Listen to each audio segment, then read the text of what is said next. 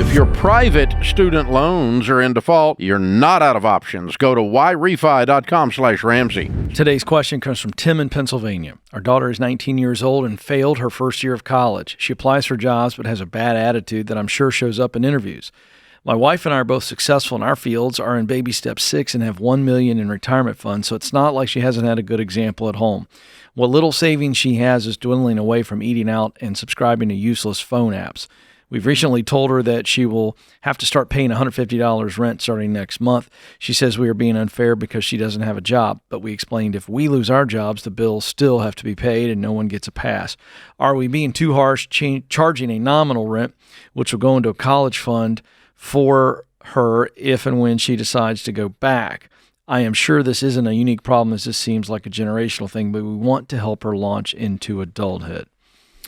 Well, a couple things here. You know, my personal parenting style on this is I'm not going to fund her for anything, zero, until she figures out how hard life is with a really, really bad attitude. I think that's the first thing. I don't mind you charging her rent and putting more pressure on her to act like a young adult. So I don't think you're being too harsh.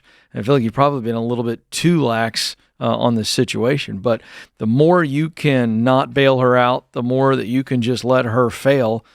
Failure is life's best teacher, and it's going to be hard to stand by as parents and watch it, but I think that's what's necessary here. And there's a lot in this that we don't know. There's a lot under the surface here. So really hard to fully go at the source of this, but that's my take on this particular specific question. First and foremost, you and your wife have to be in lockstep. No way can you be separated by this child who is misbehaving.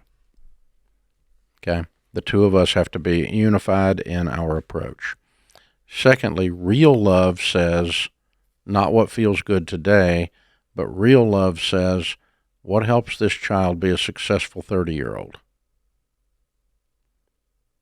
What steps can I give? What can I give her now that she doesn't have to cause her to be a successful 30-year-old? I really don't care what her pain is or her whining is in between.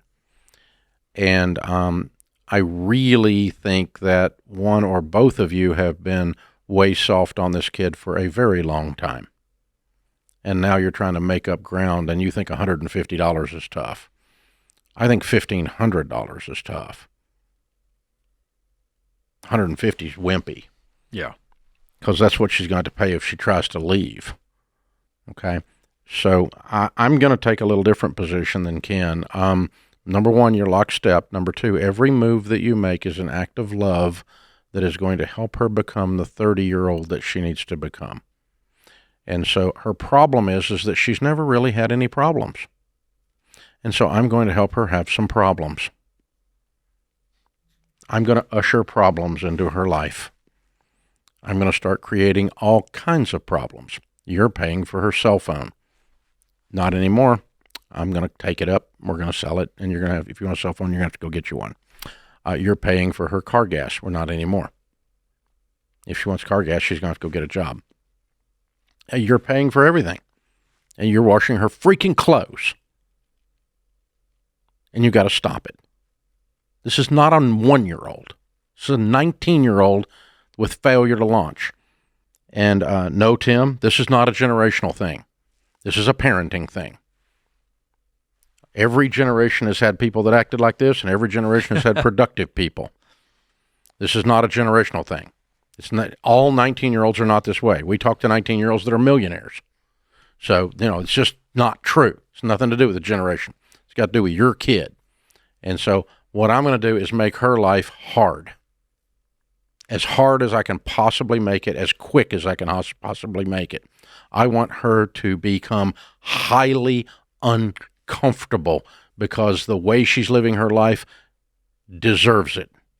And if she keeps living her life this way, she's going to be a 30-year-old that's a complete abject failure trying to figure out why this world didn't give her what she was entitled to, which is nothing. So I'm going to be really kind and strong and gentle, and I'm going to create all kinds of hell for her until she moves out and gets a job. I really want her to leave as fast as she can go. I want her to go get a job as fast as she can go. I want her to be so uncomfortable that she goes and gets a job and goes and gets a life and starts buying her own milk and starts buying her own bread. And suddenly her character will change. It's going to be the most amazing transformation. But you are going to be called every name in the book because you've made it soft for so long, and now you're changing the program. And changing the program is going to feel very unfair. Baby doll, I am sorry. I owe you an apology. We have been too soft on you, and you're quickly becoming useless. And we love you too much to allow you to be useless. And I just love you so much. And so I'm going to help you have some problems because I want you to be an unbelievable success when you're 30. And so we're going to create problems for you. And you're not going to like me for a while, but you need to know I love you. And you need to know I'll always make you a plate of food. But I'm going to create some problems for you. See, the eagle, when it builds a nest out of thorns, long 6-inch thorn bush thorns.